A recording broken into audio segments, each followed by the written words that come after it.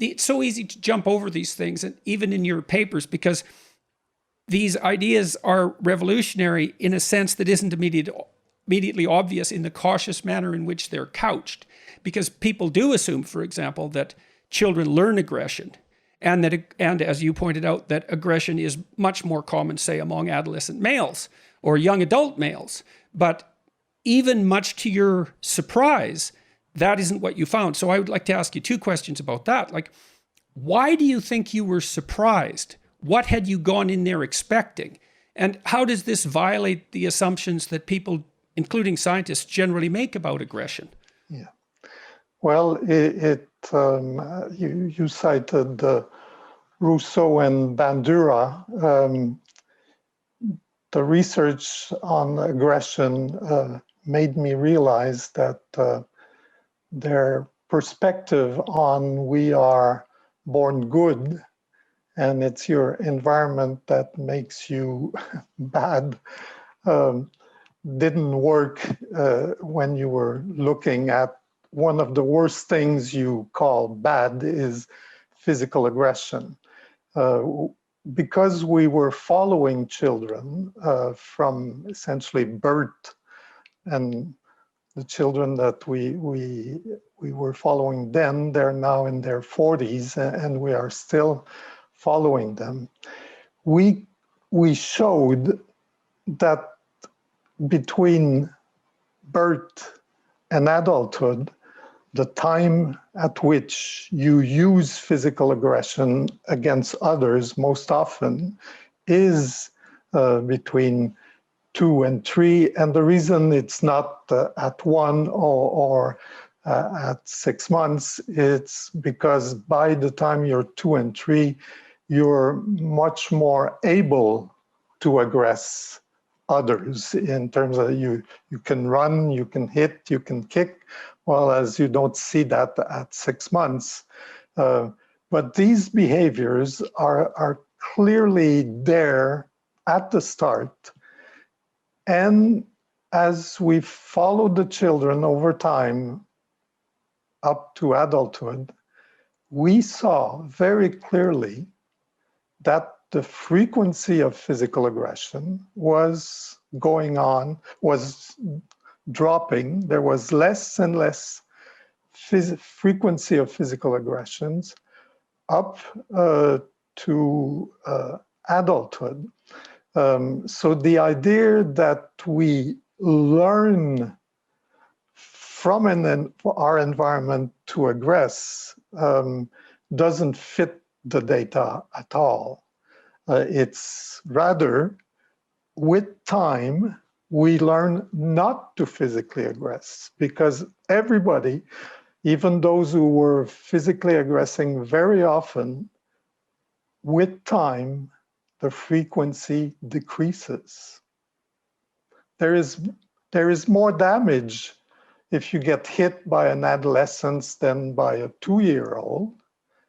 But in terms of frequency, we learn not to use physical aggression as we get older. Okay, so what we might say that this constitutes a delayed victory for the philosopher Thomas Hobbes, who had exactly. And from the inventor of the original sin. The idea of the original sin comes from the Saint, what's his name? He lived in Rome. Not Saint Thomas Aquinas. It's okay. We'll find it. Well, anyway, this saint describes. He says, "I want to find when I started to commit sins," and he says, "I went to see the children, very young children, and I can see that I started to sin very early in life. I beat my parents, I hit everybody. And so this idea has been there for a long time, but there has been this big resistance to believe that we are born to live like animals, and that with time we learn to live in a civil society. Okay, so do you have any sense, Richard, of why that resistance manifested itself? And I would also say continues to, because it seems to me that the default view that people are good, especially children, innately, and that they're corrupted by exposure to bad models and by society, I would say that's the default view. And it's certainly the default view on the left end of the political spectrum. So why do you think that that became so dominant if the data, even the observational data, was there thousands of years ago, let's say, and certainly is there in the scientific literature now?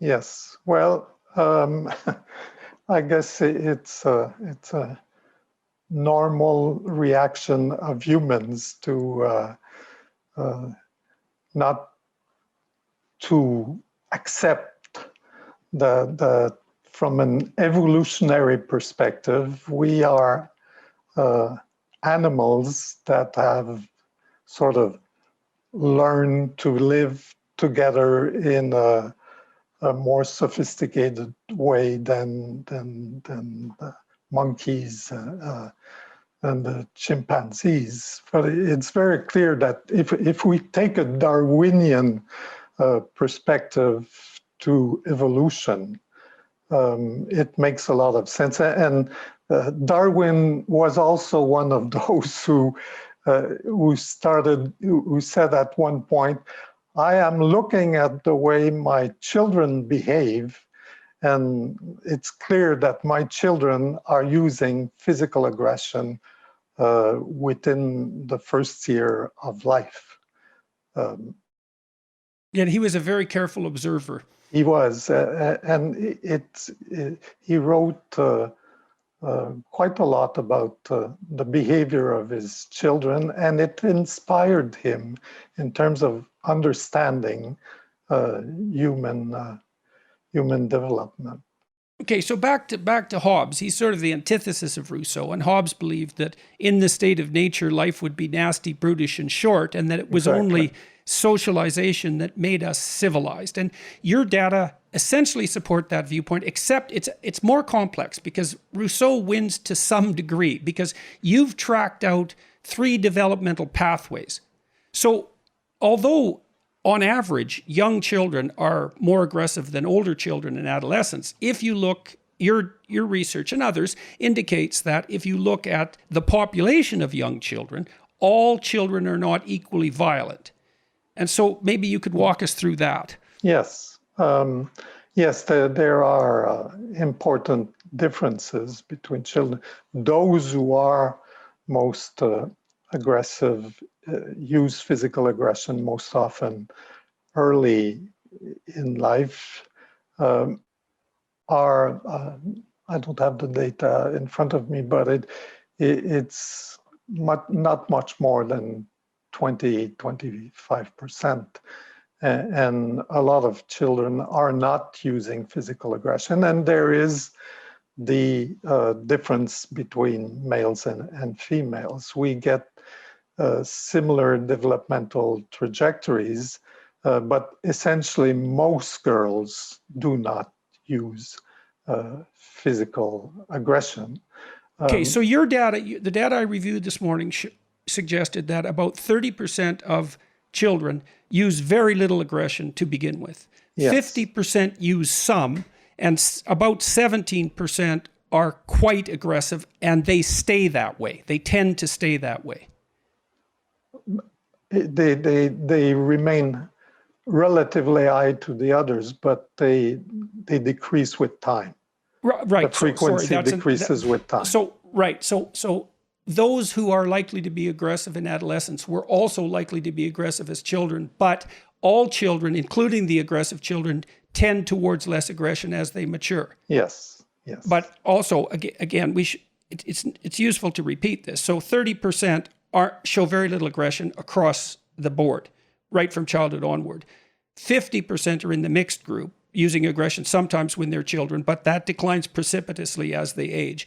And then there's 17%, they decline as well, but the population of aggressive adolescents is disproportionately drawn from those children who were exceptionally aggressive in their earliest infancy. Yes.